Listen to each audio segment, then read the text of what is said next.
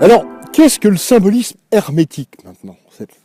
Le symbolisme hermétique se rattache à Hermès, ce personnage plutôt légendaire qu'historique, qui en fait est Hermès Trismégiste pour les alchimistes, c'est-à-dire le 3 fois grand, Trismégisto en grec, le 3 fois grand, c'est-à-dire celui qui a réalisé les 3 œuvres, le premier, le second et le troisième, c'est-à-dire les 3 œuvres du grand œuvre qui permet l'élaboration de la pierre philosophale.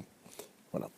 Alors ça, c'est extrêmement important parce que ce symbolisme-là, il va en fait nous donner les clés de l'alchimie opérative.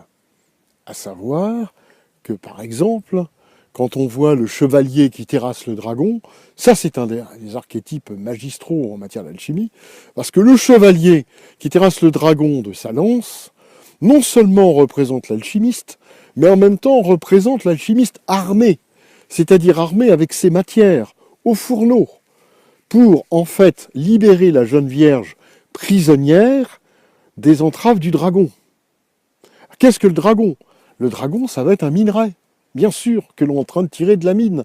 Ce minerai devenant métal va donner naissance à la jeune vierge blanche, immaculée, parfois étoilée même, et lumineuse.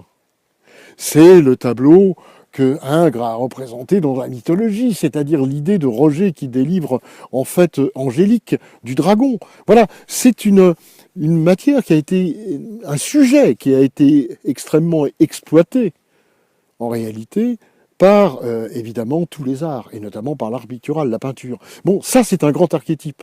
D'autres choses vont arriver. Si on coupe la tête du monstre, alors on arrive à la tête de corbeau, c'est-à-dire du beau corps, puisque le beau corps se dégagera du monstre. La jeune vierge est prisonnière du dragon. Voilà. Là, on rentre vraiment dans le bestiaire fabuleux, alchimique, et le monde du symbolisme alchimique. Parce que les animaux vont représenter des choses.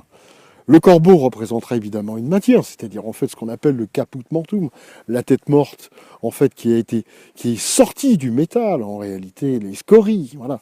Bon, ça, ce sont des choses qui sont extrêmement précises. Mais par exemple, le coq va aussi désigner une matière qui sera peut-être martiale, le cocorico martial avec la petite crête rouge du coq. Ça désigne bien Mars, c'est-à-dire en fait le fer. Voilà, et on va retrouver comme ça, on va retrouver toute une succession de symboles et d'opérations alchimiques.